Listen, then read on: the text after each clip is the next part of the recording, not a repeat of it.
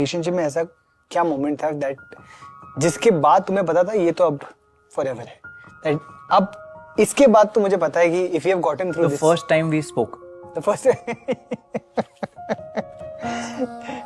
भाई बहुत रोमांटिक लड़के हो तुम। The first time we spoke. मैं समझ गया, मैंने बस मैंने कहा यही है जो है। फिर उसके बाद आप सॉरी हो जाते हो प्यार में। वो चुतिया होना बहुत जरूरी है लाइफ में, एक रिलेशनशिप में। Because you know, एक मन में आ जाती बात कि यार she is the one. Now I'll go to any length. I'll do whatever it takes to just keep this as is. And then you start putting efforts. तुम्हारे relationship में ऐसा This reel almost has like 1 million likes by the way. Okay, so ये हल्की reel नहीं है. So let's really talk about this. यहाँ पे हम लोग एक distinction draw कर सकते हैं. This person is talking about only his experience. Believing like this, acting like this worked for him. क्या मोमेंट था दैट जिसके बाद तुम्हें पता था ये तो अब फॉरएवर है? Verification कब हुआ कि I'll actually do anything for this person because this person has done this. मेरा जो trust जो था अभी तक जो मैंने रखा था वो verify हो गया है. Through action this person has confirmed कि इंसान रखने लायक है. So I think maybe उसका क्वेश्चन ये था कि क्या तुम्हारी लाइफ में अगर तुम शेयर कर सकते हो कि इवेंट था या ऐसा कुछ भी था जिससे तुम्हें भरोसा हुआ कि हाँ भाई this is the person for me. अब इसके बाद तो मुझे पता है कि if you have gotten through The first time we spoke. So the answer that he gives, he's defining Aashiqui. The first time you spoke. इस आंसर को simple generalize कर लो. First time we spoke, I was like मैं इस इंसान के लिए कुछ भी कर दूंगा. अगर आप ऐसे 1000 लोग लेते हो जिन्होंने सेम चीज फील करी, सेम चीज अपने आप से कही अपने दिमाग में कि हम ये करेंगे, how did it turn out? You'll realize there'll be a great variance. He can confirm this because हम यहाँ पे एक 1% sample के हिसाब से चल रहे हैं जहाँ पे you're also talking about a complete outlier. You're talking about a person जो पहली चीज uber ultra successful है at this point, but maybe उस टाइम पे भी the person saw that this is an exceptionally talented या फिर is an exceptional person in many regards. Second, his partner is probably a great person as well. Again, हम यहाँ पे बात कर रहे हैं one couple की. Now let's generalize this. The first भाई बहुत रोमांटिक लड़के हो तुम। The first time we spoke. मैं समझ गया, मैंने बस मैंने कहा यही है जो है। Sure, हम सब ये कह सकते हैं, हम सब ने महसूस किया किसी न किसी के बारे में. फिर उसके बाद आप सॉरी हो जाते हो प्यार में। वो चूना बहुत जरूरी है लाइफ में, एक रिलेशनशिप में। Because you know, एक मन में आ जाती बात कि यार she is the one. Yeah, that's terrible advice. Right off the bat, I respect this person and बहुत सारे लोग होंगे जो कि होंगे कि I really love BB की वाइन्स या भुवन balm and you can love the same person and also understand maybe sometimes some things that worked for you may not be generalizable. कि हम जब किसी भी चीज़ को समझदारी से देखते हैं या हम आउटकम के पॉइंट ऑफ व्यू से देखते हैं तो हमें देखना है कि आउटकम में दोनों के एक्सट्रीम्स क्या हैं. एक तरफ एक्सट्रीम है भुवन बाम जिसे मिल गया. Now go to the other extreme. There are people who जिन्होंने अपनी जिंदगी तबाह कर दी है, जिनको रातों को नींद नहीं आती है, जो डिप्रेशन में है. हमें ये नहीं भूलना चाहिए कि हम इंसानों की बात कर रहे हैं. इंसानों में डार्क ट्रेट्स भी एग्जिस्ट करते हैं. इंसानों में बहुत मैनिपुलेटिव इंसान भी एग्जिस्ट करते हैं, नार्सिसिस्ट भी एग्जिस्ट करते हैं, साइकोपैथी भी एग्जिस्ट करते हैं, सेडिस्ट भी एग्जिस्ट करते हैं, मैकियावेलिज्म में भी हाई लोग एग्जिस्ट करते हैं. मेरे कहने का सिंपल रूप यह है कि बहुत बड़ा पूल है जो बहुत सेल्फिश भी हैं, जो आपको काट के फेंक देंगे. लड़का लड़की दोनों में एग्जिस्ट करते हैं ये, क्योंकि ये वहां अप्लाई कर रहा है जहां पे लक बेसिस पे कह सकते हो तुम एक ऐसा इंसान मिला जिसे तुम्हें आशिकी हुई, वो जेन्युइनली बहुत ही खूबसूरत इंसान भी था और तुम फिर एक ऐसे इंसान थे जो सस्टेन भी कर पाए उस रिलेशनशिप को और वो खूबसूरत इंसान का प्यार करना तुम्हें रिवॉर्ड किया गया. जनरलाइजेबल नहीं है ये. अभी दूसरा एग्जांपल इसी स्टोरी को ले सकते हैं. यही इंटरव्यू सिंपल पुट करो, इस वक्त आशीष चंचलानी की क्लिप्स बहुत वायरल चल रही हैं. एंड ही इज लाइक मैं डिप्रेशन में था 2 साल से 1 साल में 1 साल से, इसलिए मैंने कोई कंटेंट नहीं डाला है क्योंकि सेम स्टोरी, मुझे प्यार था किसी इंसान से और मैं उसके लिए पता नहीं क्या क्या सोचा था अपनी जिंदगी में. ऑलमोस्ट सेम स्टोरी है बट कंप्लीटली डिफरेंट आउटकम. उसकी पूरी कहानी के भैया मैं डिस्ट्रॉय हो चुका था, निकलने में पता नहीं कितना वो लगा, कुछ नहीं कर पा रहा था. ऑन द कॉन्ट्री उसकी स्टोरी यही है कि उसको भुवन बाम ने ही हेल्प करी, उसको बैठाया, समझाया कि तू अपने परिवार पे ध्यान दे, ये दे. क्यों? क्योंकि one wrong person for yourself. And ये एक्सपीरियंस होता है इसी फीलिंग के साथ जो हम चल रहे हैं. समझदारी से ही चलो. लॉन्ग टर्म रिलेशनशिप आशी के बूते पे चल ही नहीं सकती. लॉन्ग टर्म रिलेशनशिप चलती है हमारी डिसीजन मेकिंग कैपेसिटी कितनी है हमारे, जब दोनों अपने रिसोर्सेज पूल करते हैं तो हम कितने स्ट्रांग है इकोनॉमिकली, हमारी पर्सनैलिटीज क्या है, इंडिविजुअली क्या क्या है. अब लेट्स से भुवन की पर्सनैलिटी है बहुत high in empathy, high in kindness को वार्म ट्रेट्स कहते हैं. लेट्स से वो है, ये एक बहुत बड़ा बेनिफिट है. क्योंकि जब भी लड़ाई होगी, कुछ भी होगा, ये इंसान एक्चुअल में एम्पैथी और वार्म ट्रेड्स लेके आएगा लड़ाई में।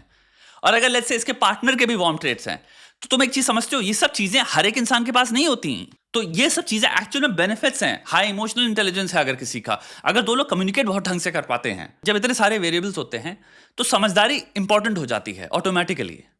देखो चीजें चल कैसे रही हैं, लायक है कि नहीं है, लायक है कि नहीं है, trust but verify. One hand का एक डिस्टेंस रखोगे कि भाई जब तक मुझे पूरा मिल ना जाए एविडेंस, एक्शंस में, वक्त में, इस इंसान की अपनी खुद की जिंदगी के साथ क्या रिलेशनशिप है, उसमें कि इंसान अपने आप को कितना धोखा दे रहा है। यह भी एक बहुत बड़ा मार्कर है देखने का। जो अपने आप को धोखा देता है, जो बोलता है वो खुद नहीं करता, वो जो मुझे बोल रहा है उसकी भी फिर क्या गारंटी करेगा कि नहीं करेगा, ऐसे देख रहे हो।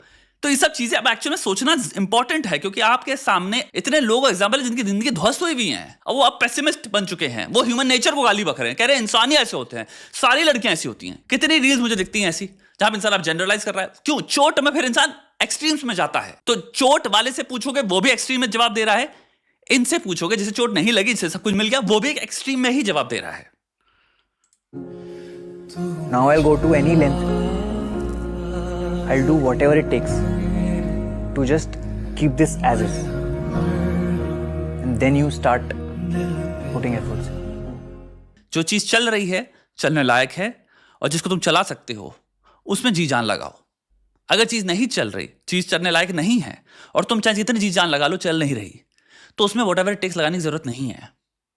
ये एक फ्लेक्सिबल दिमाग है, कॉग्निटिवली फ्लेक्सिबल दिमाग है कि मुझे जिंदगी की कैलकुलेशंस करनी है आशिकी को भी फैक्टर इन करके।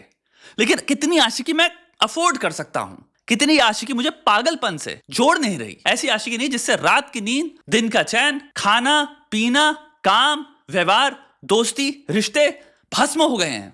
वो आशिकी नहीं। आशिकी भी फैक्टर करो, अपनी पर्सनालिटी भी फैक्टर इन करो, इमोशनल नीड्स भी फैक्टर इन करो, अपनी स्लीप भी फैक्टर इन करो, अपनी मेंटल हेल्थ भी फैक्टर इन करो, एंड तब डिसीजन लो। समझदार यही होता है। पता है जिंदगी में बहुत बड़ा मिसकंसेप्शन ये है कि समझदार इंसान शायद इमोशनलेस होता है। नहीं, हम इमोशंस को फैक्टर इन कर रहे हैं। तो जब इमोशंस को तुम फैक्टर इन करते हो तो तुम्हें इमोशंस को प्रोटेक्ट भी करना है, ये भी एक प्रायोरिटी बनती है। इमोशनलेस इंसान को तो फर्क ही नहीं पड़ेगा ना। तुम इतना सोच रहे हो क्योंकि तुम्हें फर्क पड़ता है और तुम अपने आप को तबाह नहीं करना चाहते। एक मेरा एग्जिस्टेंस भी है किसी तीसरे इंसान से जिसका मेरा एग्जिस्टेंस से कोई ताल्लुक नहीं था, जिससे मैं मिला हूं और मैं एक ताल्लुक बना रहा हूं, जिससे मैंने एक रिश्ता जोड़ा है, एक नैरेटिव रचा कि ये सब कुछ है। ये एक लाइन जो तुमने खुद लिखी है बाय द वे, कहीं ऊपर से आसमान नहीं फटा और ऊपर से रोशनी आके तुम्हें ईश्वर ने नहीं कहा है कि इसके लिए सब कुछ करो। तुमने खुद बोला है अपने आप से।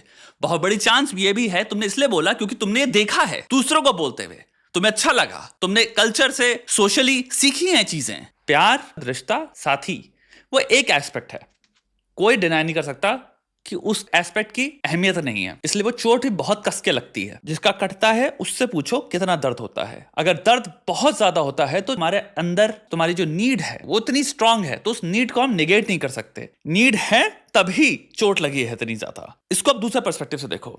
नीड है तो उसको सेटिस्फाई करना है, लेकिन सेटिस्फाई करूंगा देख परख के, क्योंकि जब चोट लगती है तो कुछ लोगों की तो नावें डूब गई, घर पूरे धंस गए, कुछ लोग खड़े ही ना हो पाए। तो जब ये आउटकम्स भी अवेलेबल हैं तो पहले मुझे पहली चीज तो अपने पैरों पे काम करना है, अपनी लोअर बैक पे काम करना है, अपनी बैक पे काम करना है कि भाई मैं आराम से अपने दो पैरों पे खड़ा हो पाऊं। आशिकी को अपने पास रखो, अपने दामन में रखो और देखो कि मैं आशिकी को कितना अफोर्ड कर सकता हूं। इसको एक इकोनॉमिक कॉस्ट दो, इसको एक साइकोलॉजिकल कॉस्ट दो। अगर तुम बहुत आशिक हो और तुम्हारा बहुत रोमांटिक लव करने का मन है, कोई बुराई थोड़ी है। क्या मैं इतना सक्षम हूं कि मैं पागल की तरह आशिक हो सकता हूं अपने पार्टनर के साथ, और अगर वो चीज लेफ्ट राइट चली भी गई तो मैं अफोर्ड कर पाऊंगा, मैं पेन मिनिमाइज कर सकता हूं, मैं उसको रेप्लिकेट कर सकता हूं, मेरी जिंदगी तबाह नहीं हो जा रही। तो अब इतने रिसोर्सेज है कि तुम भाई पूरे दिन उस इंसान के लिए एक्चुअली अवेलेबल रह सकते हो। तुम ऐसा कोई बिजनेस खड़ा कर लिए हो, तुम ऐसी पैसिव इनकम्स अपने लिए बना लिए हो, तुम ऐसा काम कर लियो जिसमें तुम्हें सिर्फ 3 घंटा काम करना पड़ता, तुम्हारा रिटर्न भयंकर है, उसके बाद तुम्हारा पूरा दिन फ्री है, तो तुम एक्चुअली उस इंसान के साथ उसको बाहर ले जा सकते हो, उसको घुमा सकते हो। तुमको भाई मुझे सिर्फ तेरे साथ टाइम स्पेंड करना है, जितना घूमते जिंदगी जितना चखते हैं बढ़िया है। भाई ऐसे लोग एग्जिस्ट करते हैं, ये मैं प्रैक्टिकल रियलिटी बता रहा हूं। प्रैक्टिकल पॉइंट ऑफ व्यू से हम एक ऐसे इंसान की स्टोरी सुन रहे हैं जो कि एक्चुअली कर भी सकता है। Bhuvan, let's be real, multi millionaire है, तुम हो। यहां पे एक चीज मैं क्लियर करना चाहता हूं। आई अंडरस्टैंड काफी लोग कह रहे होंगे कि भाई अपनी जिंदगी की बात बता रहा है। I understand, I respect that, but लोग के पॉइंट ऑफ व्यू से मैं बात कर रहा हूं, लोग नहीं समझते ऐसे, लोग इन सब चीजों को जनरलाइज कर लेते हैं, लोग सुनते वक्त सोचते हैं कि यही सही चीज है, that's how people translate, that's why I am making this video, I am not making a video कि भुवन को ये नहीं करना चाहिए, because I am pretty sure Bhuvan can afford it, so as simple as that, I am pretty sure Bhuvan can afford a lot of things, and I don't mean economically, I also mean psychologically, I think वो हल्का इंसान नहीं है, तो this video is not a video advice for him, it's for you. अगर है आशिकी और अगर है तुम्हारे अंदर इन्हें मुझे करनी है श्वेता भाई, तो ठीक है, सेंसिबली सोचो आशिकी को कैसे अफोर्ड कर सकता हूं। तुम अगर हो 15 साल के, 18 साल के, 20 साल के, 25 साल के, 30 साल के, और तुम्हारी जिंदगी में आशिकी तुम्हारी जो गाड़ी चल रही है उसके और अंजर पंजर ढीले कर दे रही है, तुम्हारी जो स्टेबिलिटी की जो दशा है वो और पंक्चर हो जा रही है। आशिकी एक्चुअल में कॉस्ट इफेक्टिव नहीं है, आशिकी एक्चुअल में मैल एडेप्टिव है। आशिकी करने से भाई तुम्हारे काम में फर्क पड़ रहा है, तुम अपने असाइनमेंट्स पूरे नहीं कर पा रहे हो, जो तुम्हें टास्क पूरे करने हैं, जो तुम्हारा टारगेट है वो नहीं हो रहा है, तुम्हारी वृद्धि नहीं हो रही है तुम्हारे काम में, तुम पूरे दिन इग्नोर करके बैठे हो, स्लीप डिप्राइव्ड हो। अब तुम समझ रहे हो अफोर्ड करने का मतलब क्या है, एक नेगेटिव कॉस्ट और एक पॉजिटिव कॉस्ट है। अगर अफोर्डेबल है वो आशिकी एक्चुअल में रिवॉर्ड लेके आएगी, जो तमन्ना थी वो पूरी हो रही है। लेट्स से तुम हो अल्ट्रा ओवर रोमांटिक इंसान एंड तुम अफोर्ड कर सकते हो एंड तुम वो जिंदगी जी रहे हो, you will be happier, let's be real, तुम्हारे अंदर है वो, नेचुरल आता है। But at the same time smart चीज वो होगी जहां पे तुम्हारी कंटिजेंसीज क्लियर हैं।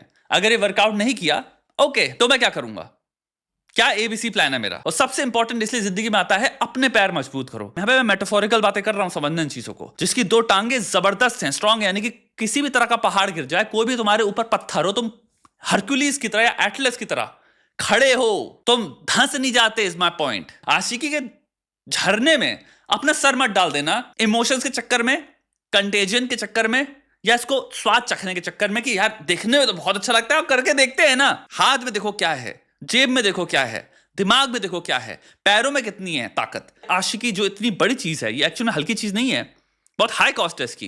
क्या मैं अफोर्ड कर सकता हूं कि नहीं कर सकता? अगर नहीं कर सकता तो मे बी मुझे भी अपनी फाउंडेशन स्ट्रॉन्ग कर लेनी है। तो पहली चीज, अगर मैं ओवरली डिपेंडेंट हो जाता हूं तो मुझे क्या करना है, स्ट्रांग बनना है अपने अंदर, कि अगर कोई इंसान जा भी रहा है तो मैं पागल नहीं हो जाता, मैं उनको जाने देता हूं, दुख होता है, लेकिन मैं अपने आप से भी इतना प्यार करता हूं एट द सेम टाइम जितना मैं उस इंसान से करता था, कि जब मेरा साथ ही सिर्फ बचता है तो उसमें भी मैं टूट नहीं जाता और अकेला नहीं हो जाता। मैं कहता हूं मेरा साथ भी काफी है और मुझे कोई और मिल जाएगा। ये कर पाए हो? जो इंसान ये कर सकता है, करो आशिकी भाई। अगर तुम अपने आप से एग्जैक्टली उतना प्यार करते हो जितना उस इंसान से तुम प्यार करते हो, तो उसके जाने पे दुख होगा, लेकिन तुम क्योंकि तुम्हारे साथ हो वो चीज बफर भी करेगी उसको, तुम अकेले नहीं हो। ये खेल है कुल मिला के। तो इमोशनली मुझे स्ट्रांग बनना है, यानी कि ये जो जांगे हैं इन्हें इमोशनली भी स्ट्रांग बनाना है। उसमें क्या होगा, काम करना पड़ेगा। रियलाइजेशंस इमोशनली स्ट्रांग कैसे बनते हैं, जानकर चीजों के बारे में, उनकी गहराई से उनको समझने की इनर वर्किंग्स क्या हैं, कहां पे कमजोर होता हूं मैं, कमजोर के रीजन क्या है, कॉग्निटिवली क्या चीजें हैं जिसकी वजह से मैं इमोशनली, मेरे कुछ ब्लाइंड स्पॉट्स हैं, उनको फिक्स कैसे करते हैं, जान के। जितना ज्यादा जानते चले जाओगे उतने ज्यादा गंभीर रियलाइजेशंस होती हैं जिंदगी के बारे में, जिन्हें हम फिलोसॉफिकल इन नेचर कहते हैं, स्पिरिचुअल इन नेचर कहते हैं। वो रियलाइजेशंस हमें स्ट्रेंथ देती हैं एक्चुअल में। हैवी लिफ्टिंग जैसे वर्कआउट में होता है, जिम में होता है, सिमिलरली एक किताबों के साथ भी हो रहा है हैवी लिफ्टिंग, जहां पे तुम्हारा दिमाग, तुम्हारी इमोशनल सेल्फ स्ट्रांग हो रही है। वो जितना ज्यादा इंसान अपने साथ काम करता है, अपने साथ बैठता है, अपने इमोशंस पे माइक्रोस्कोप लगाता है और नए नए पर्सपेक्टिव्स एकत्रित करता है कि नए नए तरीकों से जीवन को देखने का पर्सपेक्टिव क्या हो सकता है, उतना ज्यादा उसको फिर पॉइंट्स ऑफ व्यू मिलते हैं, जिनसे जब एक पॉइंट ऑफ व्यू चोट मारता है तो दूसरे पॉइंट ऑफ व्यू आके रेस्क्यू कर लेते हैं। नॉलेज की ताकत ये है।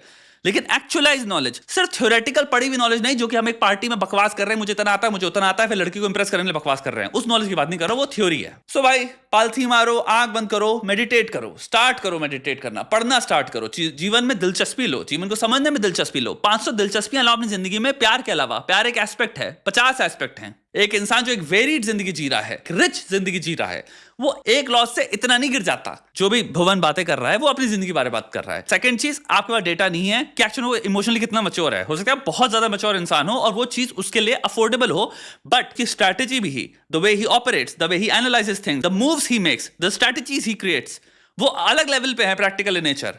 सो तुम बात करोगे इंसान की जो इक्वली उतना प्रैक्टिकल है, जो उतना ही रोमांटिक भी है। हमें नहीं पता, is my point, and it could very likely B. I hope this video helps.